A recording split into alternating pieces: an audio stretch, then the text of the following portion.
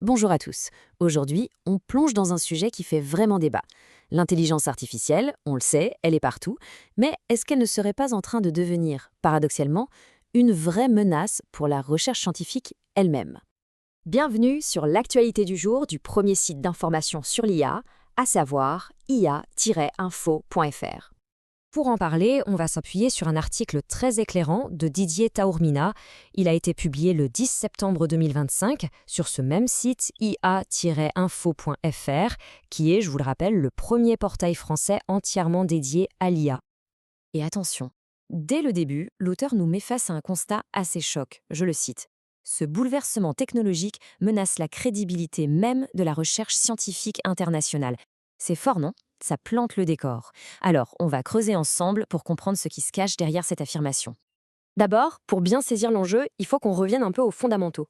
Comment la science fonctionne-t-elle? Comment est-ce qu'elle s'assure que ce qui est publié est fiable et solide? Eh bien, elle a ses gardiens du temple. Ce système, il repose sur un pilier central, ce qu'on appelle l'évaluation par les pairs, ou le peer review en anglais. C'est vraiment la clé de voûte de tout l'édifice scientifique. En gros, quand un chercheur veut publier une découverte, son article est envoyé à d'autres experts de son domaine, anonymement. Et ces experts vont tout passer au crible, la méthode, les résultats, l'originalité. C'est ce processus qui garantit la rigueur et l'intégrité de la science depuis des décennies. Le problème, c'est que ce système, aussi bon soit-il, est en train de craquer sous la pression. Et c'est là que l'IA a fait son entrée, présentée au départ un peu comme la solution miracle à tous les problèmes. Et le problème, il a un nom, le volume. On assiste à une véritable explosion du nombre d'articles scientifiques soumis aux revues. C'est un vrai raz-de-marée. Les comités de lecture, qui sont composés de chercheurs humains, sont complètement débordés. Ils n'arrivent tout simplement plus à suivre la cadence. Du coup, au début, on a vu l'IA comme une super assistante. Son rôle, c'était d'aider à faire un premier tri, de repérer le plagiat, d'analyser des masses de données, bref, de faire le sale boulot pour que les humains puissent se concentrer sur le jugement de fond. Sur le papier, c'était une aide vraiment précieuse. Sauf que, vous en doutez, la tentation d'automatiser encore plus était grande. Et c'est là que les choses ont commencé à déraper. On entre maintenant dans le vif du sujet, les dérives de cette automatisation à outrance. Et là, on a un vrai face-à-face.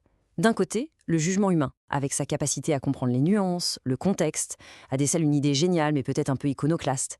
Et de l'autre, l'évaluation par l'IA, ultra rapide, standardisée, oui, mais qui vient avec son lot de biais algorithmiques et qui fonctionne sur une pure logique de performance chiffrée.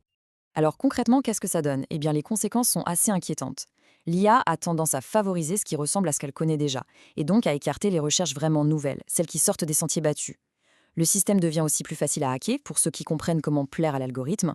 Et pire, ça peut reproduire les inégalités qui existent déjà dans la recherche et nous pousser vers une uniformisation de la pensée. Le risque final, c'est de perdre la diversité scientifique, qui est pourtant le moteur de la découverte.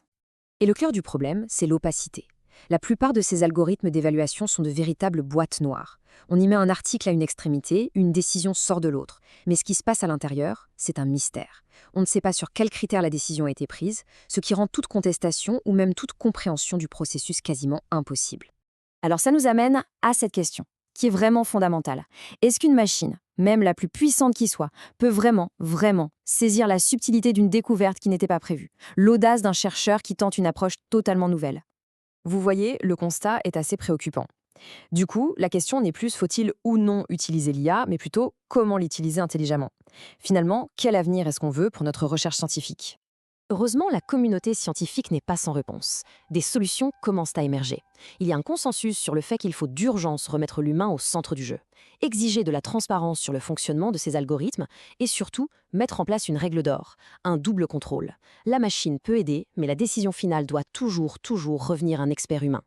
Et il ne faut pas se tromper, ce n'est pas qu'un simple débat technique entre spécialistes. Comme le dit très bien l'article, et je cite une dernière fois, c'est un enjeu civilisationnel où se joue l'avenir de la connaissance. Rien que ça, c'est l'avenir de notre savoir collectif qui est en jeu.